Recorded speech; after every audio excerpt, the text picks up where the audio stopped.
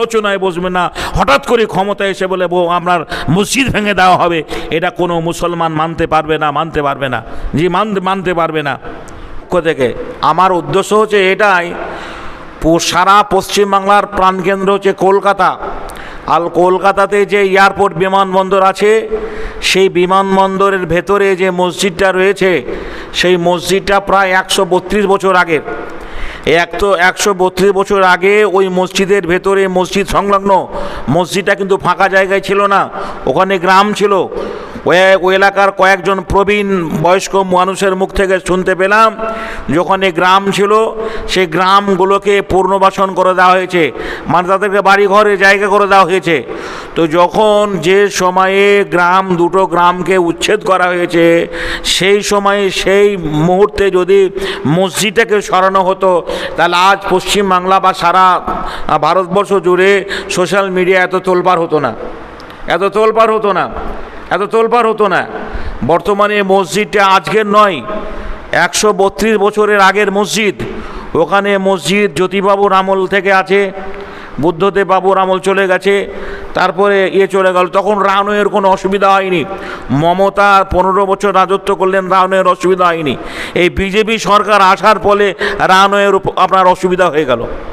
তাদের আর কোনো চিন্তাধারা থাকলো না। স্কুল কলেজ দিন দিন লেখাপড়া মানে জাহান্নামে চলে যাচ্ছে, না স্কুলে লেখাপড়া হচ্ছে, না প্রাইমারি স্কুলে লেখাপড়া হচ্ছে, না আপনার একটা হসপিটাল একটা রোগী পরিষেবা ভালো পাচ্ছে, সেই ব্যাপারে সরকারের নজর নেই, সেই ব্যাপারে কোনো ভূক্ষেপ নেই, সেই ব্যাপারে কোনো নজর নেই। আর প্রতিনিয়ত সেকেন্ডের মুহূর্তে ধর্ষিতা হচ্ছে, একেবারে দাদু ধর্ষণ করছে। তারপরে আমরা কি বলছেন, সেদিনকে দেখলাম একটা বৃদ্ধ মানুষ তার নাতিকে ধর্ষণ করেছে। তারপরে আপনার সোশ্যাল মিডিয়ায় দেখলাম একটা কাকা তার মানে নিজের ভাইয়ের মেয়েকে ধর্ষণ করেছে। এইভাবে প্রতিনিয়ত। তারপরে তো বারুইপুরের ঘটনা আপনারা দেখতে পেলেন, যে একজনকে এনকাউন্টার করে দেওয়া হলো, তারপরে আর তাদের বিচার হলো না। অথচ সেই সমস্যার সমাধান কিছু হলো না। কি করে হিন্দু মুসলমানের ঝামেলা হবে, কি করে হিন্দু মুসলমানের মানে দাঙ্গা লাগবে, এই চিন্তাধারা সরকারের, সেই চিন্তা সরকারের। আমার সরকারের কাছে একটা করজোর আবেদন, মসজিদটা সরানো এতে আমাদের কোনো আপত্তি নেই। ওই এলাকার যারা স্থানীয় মুসলিম আছে, তাদেরকে তাদের মতো একটা নির্দিষ্ট মসজিদ করার জন্য উপযুক্ত জায়গা দেওয়া হোক। উপযুক্ত জায়গা দেওয়ার পরে তাদেরকে মসজিদটা নির্মাণ করে দেওয়া হোক, মসজিদটা তৈরি করে দেওয়া হোক, আর তারপরে মসজিদটা ভাঙা হোক। আগে জায়গা নির্ধারিত হলো না, জায়গার কোনো সংস্কার হলো না, জায়গার তাদের দেওয়া হলো না, সেখানে মসজিদ হলো না, হুট করে মসজিদটা ভাঙা হবে। এটা কোন যুক্তিতে ভাঙবে না, কোন যুক্তিতে ভাঙবে? ক্ষমতার বলে সব কিছু হয় না। দেশে আইন বলে কোনো জিনিস আছে, দেশে সার্কুলার বলে কোনো সংবিধান বলে কোনো জিনিস রয়েছে।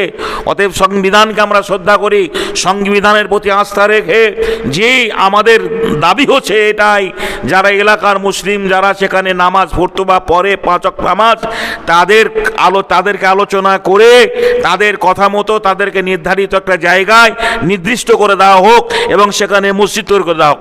যেটা সাগরদিঘি ফার্মার পাওয়ার পিটিসেল করেছেন।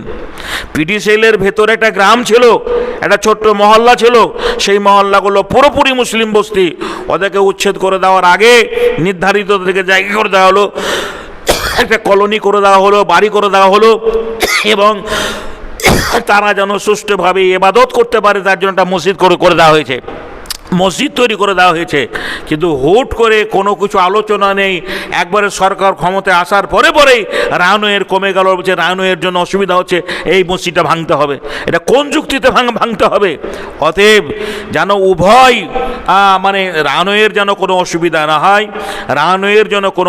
না হয়, বা ওইখানে এয়ারপোর্টের যেন কোনো সমস্যা না হয়, সেইভাবে এলাকার স্থানীয় বুদ্ধিজীবী মুসলমানদেরকে নিয়ে রাজনীতি না করে, যে দ্বিমত না করে, হই হাল্লা না করে, যে এই কথা বাজাবাজি না করে, এলাকার যারা বুদ্ধিজীবী মানুষ রয়েছেন তাদেরকে নিয়ে বসে একটা মসজিদ উপযুক্ত জায়গা তাদেরকে দেওয়া হোক এবং সেখানে মসজিদ নির্মাণ করে দেওয়া হোক। মসজিদ নির্মাণ করার পরে এই মসজিদটা রানওয়ের জন্য অসুবিধা হলে ভেঙে দিতে হবে। এটা মুসলমানদের আমার মনে হয় কোনো আপত্তি থাকবে না। আর আপনি কোনো জায়গা নির্দিষ্ট করে দেবেন দেবেন না, আলোচনায় বসবেন না, হঠাৎ করে ক্ষমতায় এসে বলে আপনার মসজিদ ভেঙে দেওয়া হবে, এটা কোনো মুসলমান মানতে পারবে না, জি মানতে পারবে না।